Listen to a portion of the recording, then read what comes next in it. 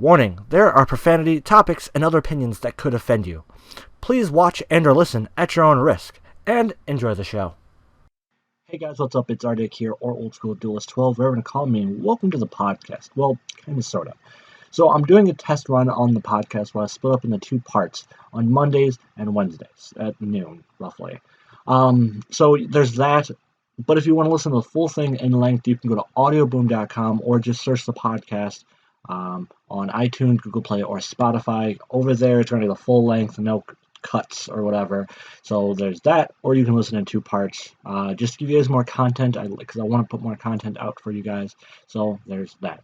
Thank you guys for the small change, or understanding the small change. I just want to test run, try a couple of things out here on the channel.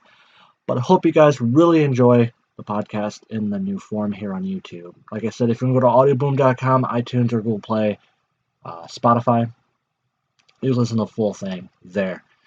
Thank you guys and enjoy the podcast.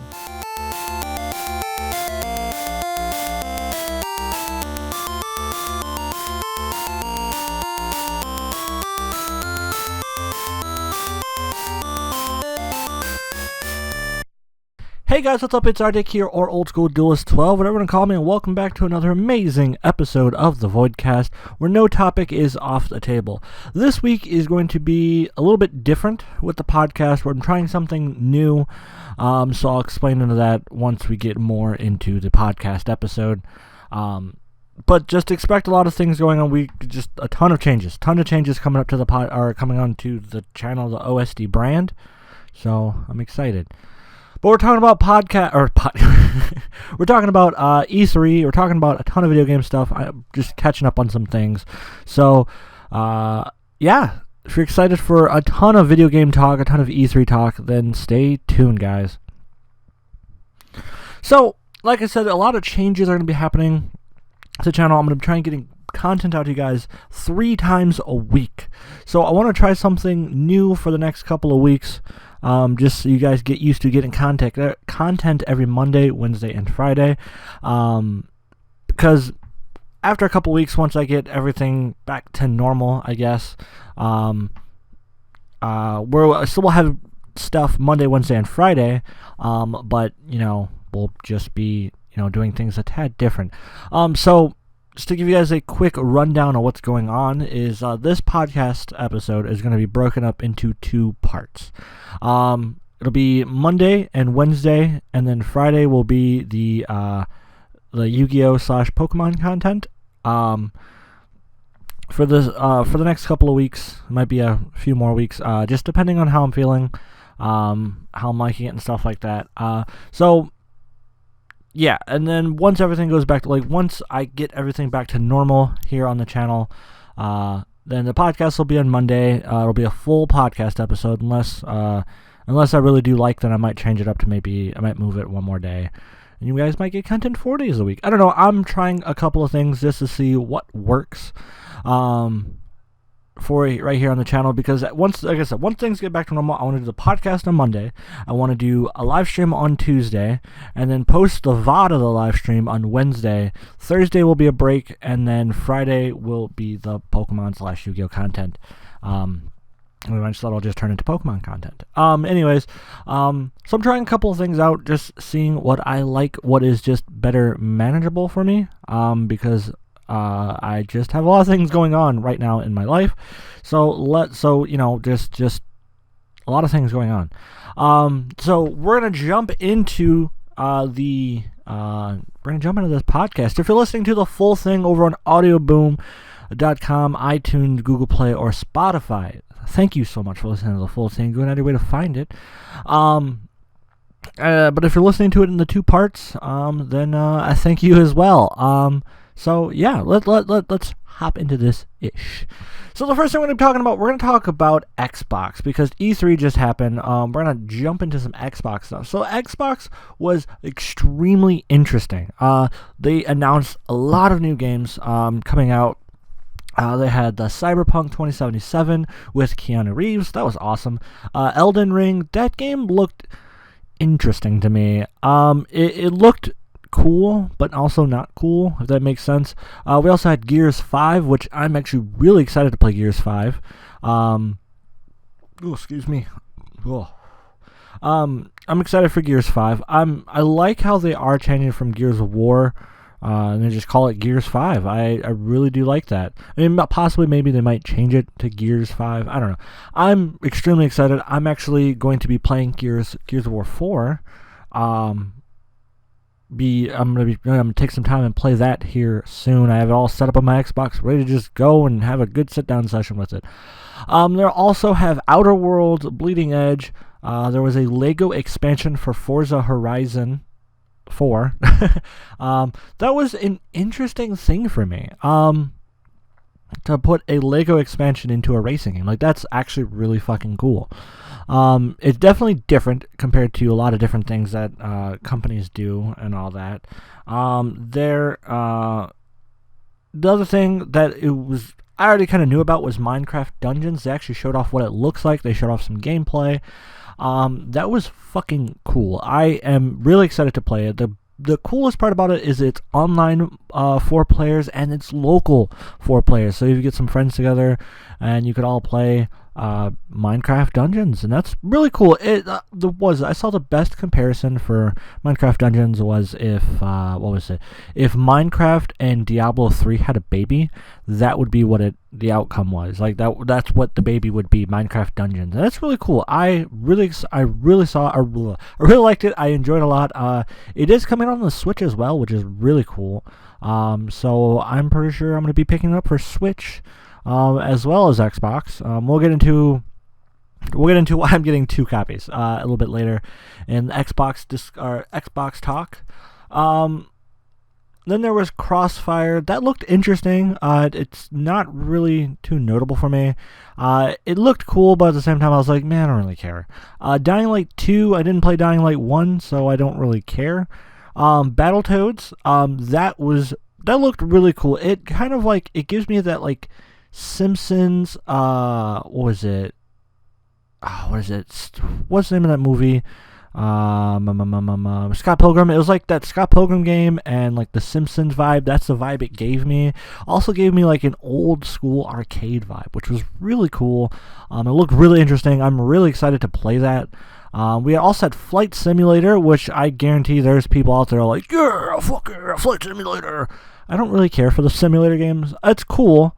Yeah, it was interesting to me. Maybe I'll try it out. Why not?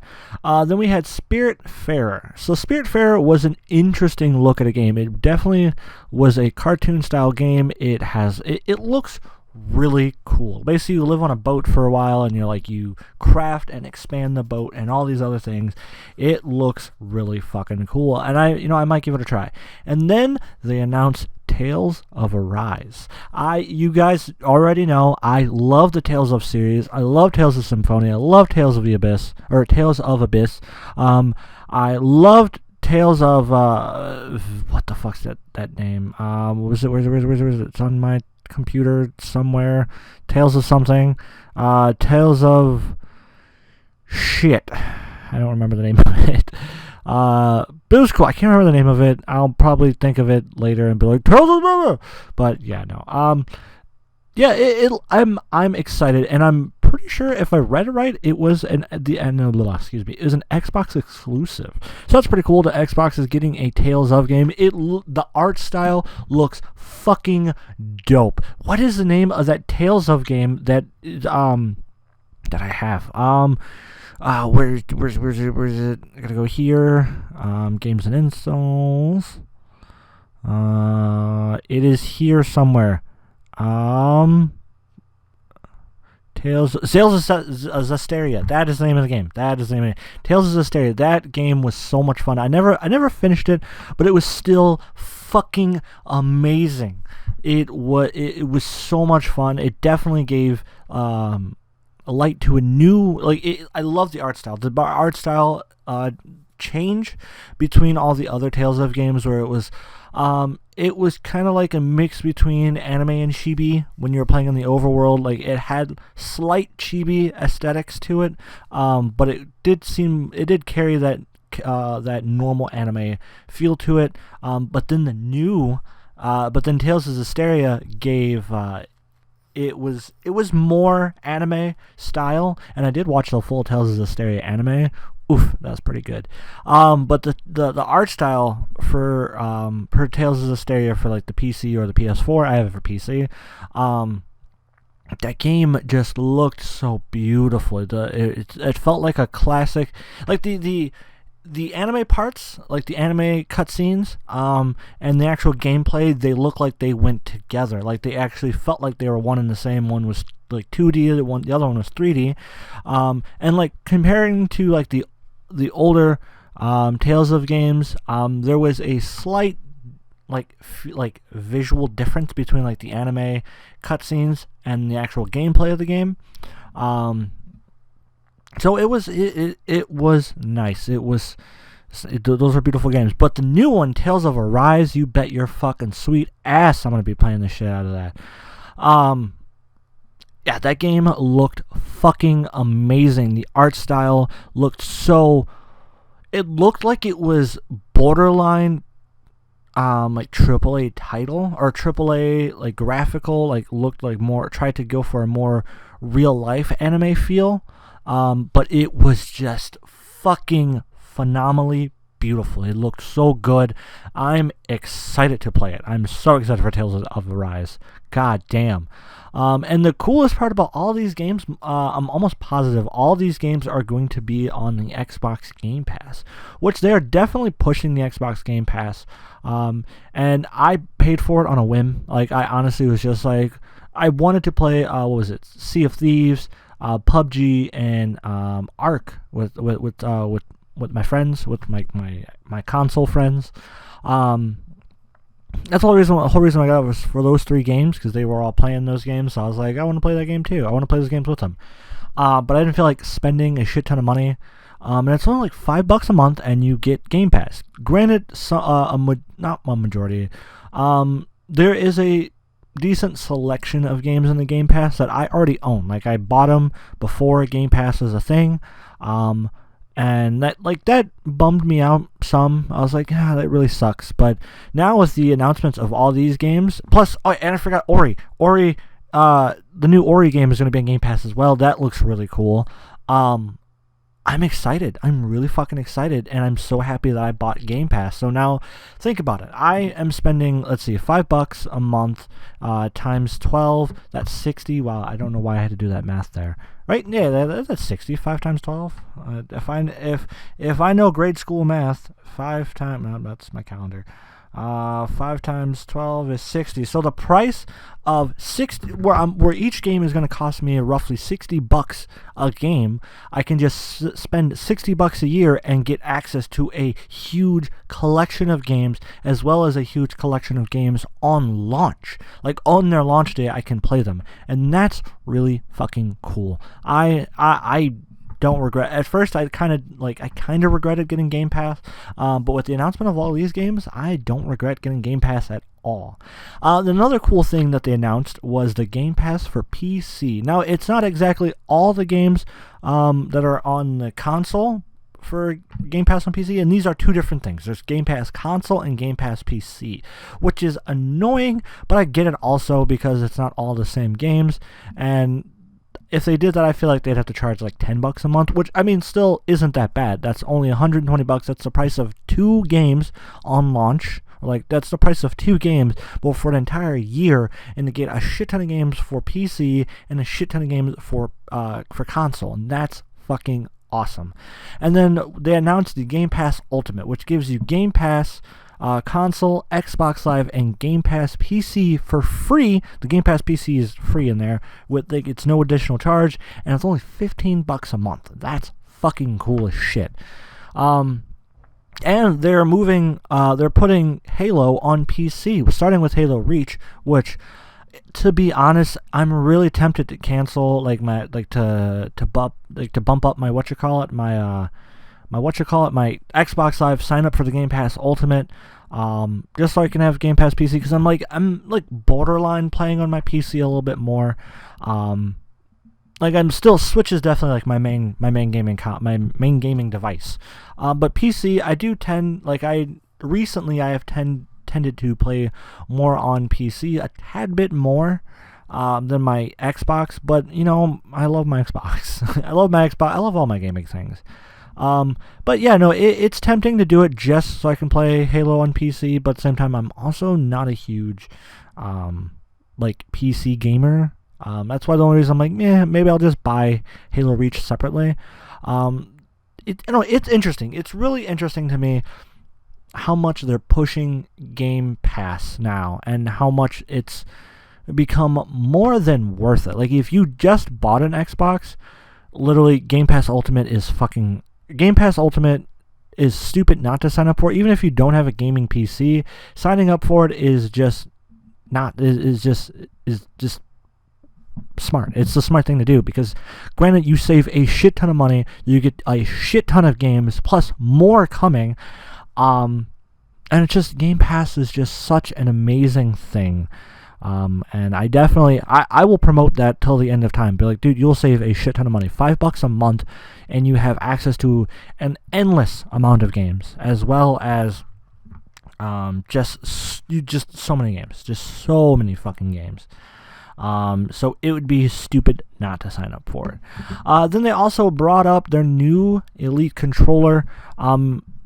It's interesting. I wanted to buy the first Elite controller, and then I never did. I ended up buying the Gears of War 4 GameStop Special Edition, which I like that controller. It's really comfortable. I like the feel of everything. And as usual, you know, the Xbox controllers, they don't feel cheap. They feel very well put together, and I love them. There's like a grip underneath the paddles on the Gears of War 4 controller.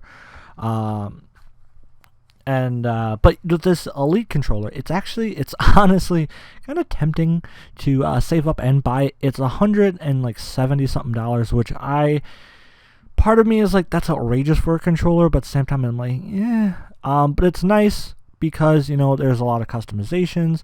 You can have different profiles for different games, like literally just the flip of a switch on the controller. You literally just flip a switch and say profile B or something like that, and the controls will be set differently. For, like, you can have like your racing controls, you can have your RPG control, or your fighting controls, then you can have your first person shooter controls. It's really interesting. It's got the paddles on the back, the analog sticks you can change out to make better. There's a grip on, like, there's a rubber grip on the like the little like arms that come off the back end of the controller. Overall it is a nice controller, and I like it. It looks really nice. Rechargeable battery, which frustrating that's a thing. It's up to 40 hours of gameplay in one charge, in a single charge. So it's nice. It's very nice and interesting. It's cool. It's a really cool thing. And then they brought up Project Scorpio. They announced a general release date, holiday 2020. So basically next winter. Next Christmas time-ish, and it's going to launch with Halo Infinite, a new Halo game, as their starting game, or as like their launch title. They were extremely vague. They mentioned some specs on the game, but like they didn't really go into too much details about it. It's kind of frustrating. I don't know. It was a frustrating thing to listen out, because they kind of just said, "Yeah, we don't want load times. We want to push xCloud," and that's like they're going to be their version of Stadia. It was like, what? I don't know. It was just extremely vague at like what the console exactly is going to do. They want to push 8K. They're going to do AMD. It was frustrating to watch that section, because it was like, okay, that's cool. What? And yeah, it was very frustrating to watch. The next thing I want to talk about is Square Enix. So Square Enix had an extremely interesting, it was somewhat short. It was only like an hour long, but it was cool. It was cool. They talked about Final Fantasy VII Remake. They didn't say how many parts. They didn't say how many parts each one's going to be long, or how long each part's going to be. They just kind of said, hey, here's the game. Here's what it looks like. It's ready to go. Part 1, March 3rd, 2020, which is cool. I'm excited for that. And the only shitty part is it's going to be for PS4. They never said if they only showed a PS4 release. They never said it was coming for Xbox. I thought it honestly would. But whatever. So your boy might be buying a PS4 just for that, or borrow someone's PS4 and just play this game. One of the two. I got time. I got plenty of time to save up and buy a PS4. I honestly thought Spider-Man would be the reason why I bought a PS4. But this game looks really dope. I don't know. Who knows? I might not even buy one. Anyways, then they also talked about the Final Fantasy VIII remaster. So they finally found the source code. The source code was long lost. They forgot where they put it, but they found it and they remastered it. And it comes out. They never gave a release date. They just said, hey, it's coming. And it's going to be on all platforms, PS4, Xbox One, and Switch. And I think they said PC too. I'm not sure. Yeah, it looks cool. I'm excited to play it. I actually never played Final Fantasy VIII. When I was younger, I ended up, what was it? There was something, my parents, I remember I was in, 6th grade or something like that, and my parents, they came home one day, and they handed me a huge stack of games for a PlayStation 1. And I was like, oh, cool. Because I collect game systems. I have maybe 2 or 3 PS1s. Anyways, they handed me a big chunk of them, like a big stack of PS1 games. And I saw Final Fantasy VIII, and I was like, oh, cool. I opened it up. It was disc 2 and 4. And I was like, are you fucking serious? So I don't have disc 1. I don't have disc 3. I still have that fucking case with disc 3 and 4 in it, or 2 and 4 in it. And that annoys me every time I look at it. I don't know why I still fucking kept it, but I kept it. Maybe I thought, well, when I get a job, because I was like 14 at the time. I was like, well, when I get a job, maybe I'll buy disc 1 and 3. And I was like, that's so stupid. Why don't I just buy the fucking game? But yeah, no, it's coming out, so I'm excited to play it once they release a fucking release date. So I'm excited for that. I'm really excited for that. The next thing they talked about was Final Fantasy Crystal Chronicles. They finally gave us a general release date. They didn't give us a release date. They said winter 2019, so it's coming out at the end of this year. If there's no big Nintendo game that comes out besides Pokemon, in Christmas, I might ask my girlfriend for it. I might be like, hey babe, want to give me Crystal Chronicles on the Switch? Because we do the thing where it's like we're not supposed to buy ourselves anything. I kind of ruined it last year. I'm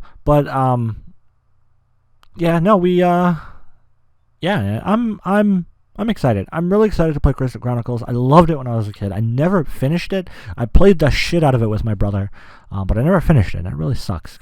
I'm really excited for it. This is a game that I want to happen soon. They said it's gonna have online multiplayer. I don't remember if they said local multiplayer, but it's definitely gonna have online multiplayer.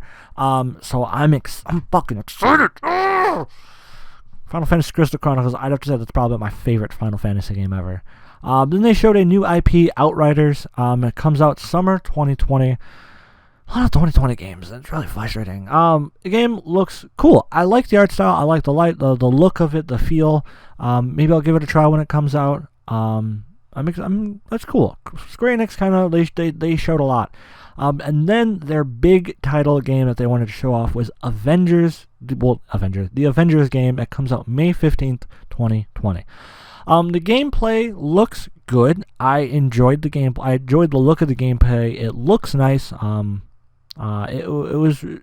It's cool. And then I don't know. I just didn't like the character models. And like the cutscenes. The cutscene to me looked horrible. Hulk and Captain America, they looked fine. Like they looked all right. Their character models. Like for cutscenes and stuff like that. But Black Widow, Iron Man / Tony Stark, and Thor, especially Thor. Thor looked fucking god awful. But yeah, Black Widow and Iron Man and Thor, they looked really fucking weird, and I couldn't grasp it. The voice actors, I liked the voice actors from them. They weren't terrible, but they also weren't the best. They were good. They're pretty decent.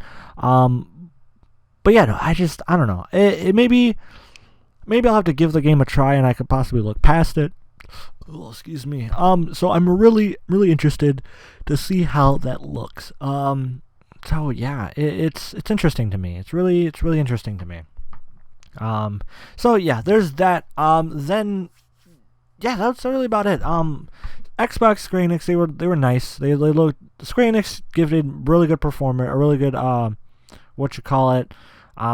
lot of vague dates. The only 2 games that they showed off that were specific dates was Final Fantasy VII Remake, but even then they didn't give a lot of information on it. And the Avengers Endgame, the Avengers game, they gave a date on that. Everything else was just kind of like very vague. They showed off some other games, but I honestly didn't give a shit about those other games. I don't really want to talk about it. Xbox, they did great. I am so pumped. I'm happy. I am an Xbox person. It looks awesome. Their games look awesome. They're doing great things, and I'm happy. I'm really happy. Yeah. Well, that does it for part 1, guys. Part 2 comes out on Wednesday. If you guys really enjoyed it and you want to hear the full thing, you can go to audioboom.com, or you can look it up on iTunes, Google Play, or Spotify. Thank you, and have a wonderful, beautiful night, day, thing, or whatever.